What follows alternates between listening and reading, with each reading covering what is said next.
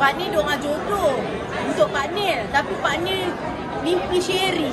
Lah, kahwin kan nanti dengan Pak Nil?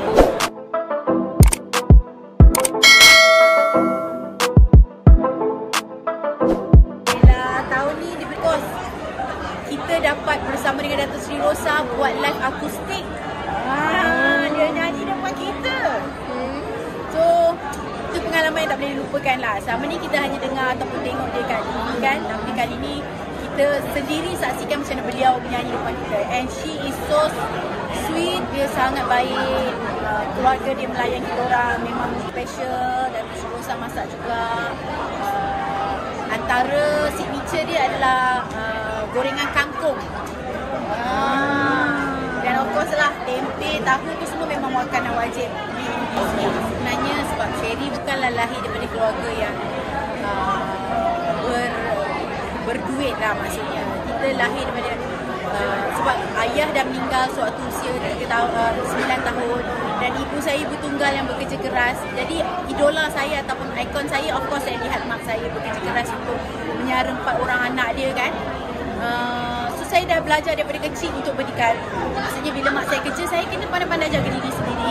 So dari situlah saya tahu yang walaupun kita sudah berkeluarga ataupun kita hidup sendirian, kita kena berusaha bukan saja untuk diri kita tapi untuk keluarga.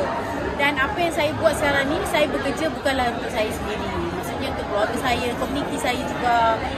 Tak kira lah duit tu, sebenarnya duit kita boleh cari tapi kita jangan sendiri-sendiri. Kita harus kongsi juga dengan orang sebab rezeki daripada Allah kan.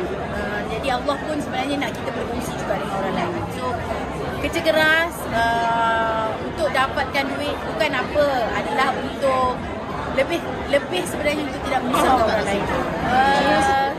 Lelaki takut mungkinlah, entahlah, saya pernah cakap benda ni yang mungkin orang takut dengan saya sebab saya bekerja. Padahal saya rasa sama je. Mungkin orang takut nak kenal saya sebab energi saya besar ke. Dan saya bukanlah seperti wanita-wanita lain di luar sana yang lebih konvensional. Jadi orang takut buat tu lah. Tapi I'm okay guys. Saya orang yang baik. Ya Allah, saya doa setiap malam. Ibu saya pun doa, kakak-kakak saya pun, orang dekat luar sana pun berdoa untuk saya. InsyaAllah. Dan even selalu orang akan ke Mekah pun akan mendoakan. Baru-baru ni Pak Nil pergi ke Umrah. Saya tanya Pak Nil, doa tak? Pak Nil kata, Pak Nil doa jodoh untuk Pak Nil, tapi Pak Nil mimpi Sherry. Lah, kahwin kan nanti dengan Pak Nil?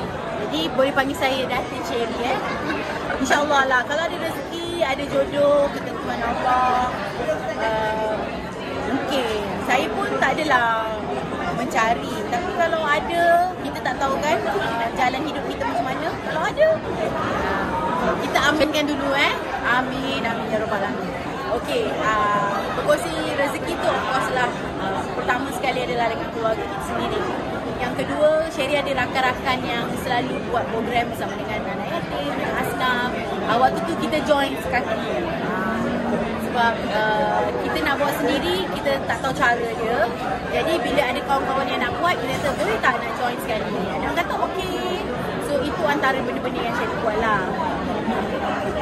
Dan Sherry akan berkongsi dengan orang-orang di luar sana. Ramadan ni kurang sikit ambil job. Memang nak fokus untuk diri sendiri. Tapi biasalah kan, last minute mesti akan ada kesulitan juga. Sebab macam biasa, Sherry tak nak kelang-kelang kapur sangat. Sebab tahun ni pun akan beraya di Kuching, Sarawak. So kita nak ada ample time untuk kita relax-relax, tak nak kelang kapur. Jadi lebih banyak berdiam di rumah lah. Maksudnya kita duduk menunaikan ibadat.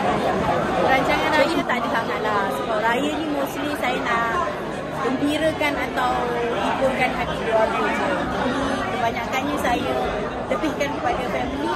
Dan saya akan pulang insyaAllah ke Kuching, Sarawak pada raya pertama. Senang je nak layan dia. Kita bawa dia balik kampung. Sebab kampung dia di Sarawak kan. And dia masih ada lagi adik-beradik kat sana. So I think benda yang paling bermakna untuk setiap tahun bila saya dapat berbakti untuk bawa dia pulang beraya. Itu pun happy.